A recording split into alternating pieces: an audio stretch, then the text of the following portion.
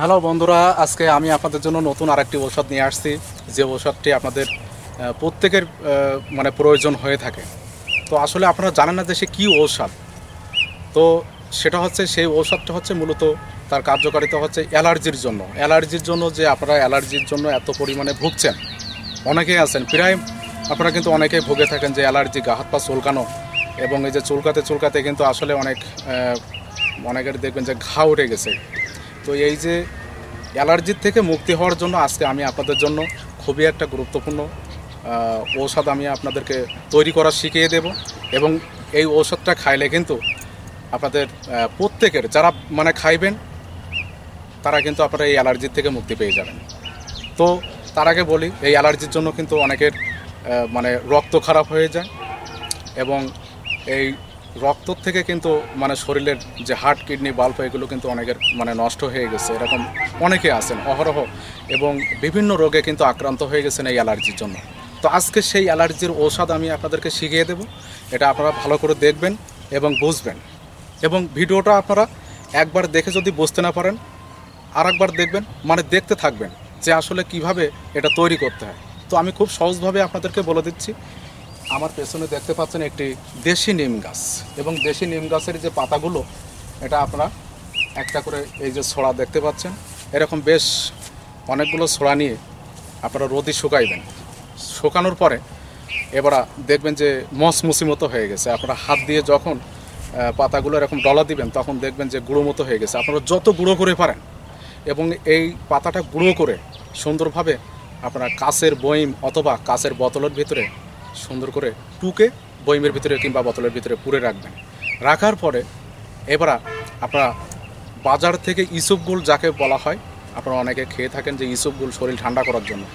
এই সাদা ইসবগুল আপনারা বাজার থেকে, মানে যে কোনো মুদিখানার দোকানেও পাওয়া যায়, কিংবা মশলা ভাণ্ডারেও কিন্তু পাওয়া যায়। তো ইসবগুল কিনে নিয়ে এসে আপনারা মানে যে ইসবগুল, আমি যে ইসবগুলের কথা বলছি হয়তো অনেকে আপনারা চিনতে পারেন না। এই যে সাদা, অনেকে বলে থাকেন যে ইসবগুলের ভুসি। তো এই ইসবগুলের ভুসি আপনারা বাজার থেকে কিনে নিয়ে এসে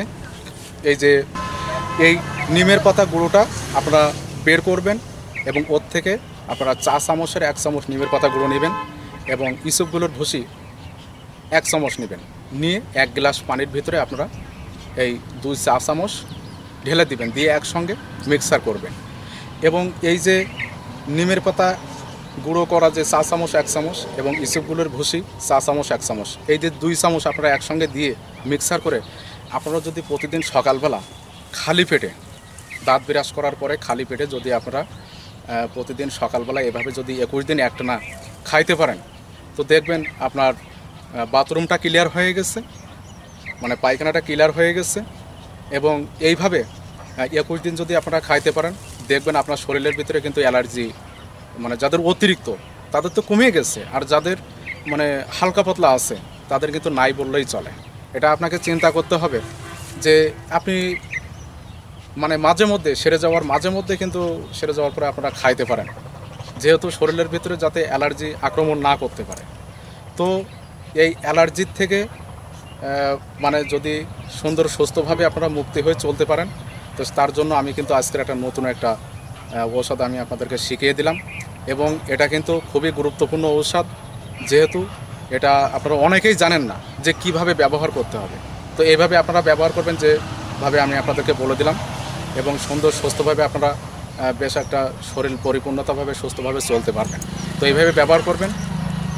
তো আমাদের পরবর্তী ভিডিও দেখবেন যে আমরা কিন্তু নিয়মিত এইভাবে গাছড়া ঔষধ নিয়ে আমি আপনাদেরকে মানে নিয়মিত দিয়ে যাচ্ছি, একটার পর একটা ভিডিওতে আমরা দেখিয়ে যাচ্ছি। এবং সুন্দর সুস্থভাবে আমার এই ভিডিওগুলো দেখবেন, একবারে বুঝতে না পারলে আবার দেখবেন, এবং এই ভিডিওগুলো দেখে আপনারা নিজেরাই মানে কীভাবে গাছড়া ঔষধ তৈরি করতে হয় আপনারা তৈরি করতে পারবেন, এবং নিজেরা ব্যবহার করতে পারবেন।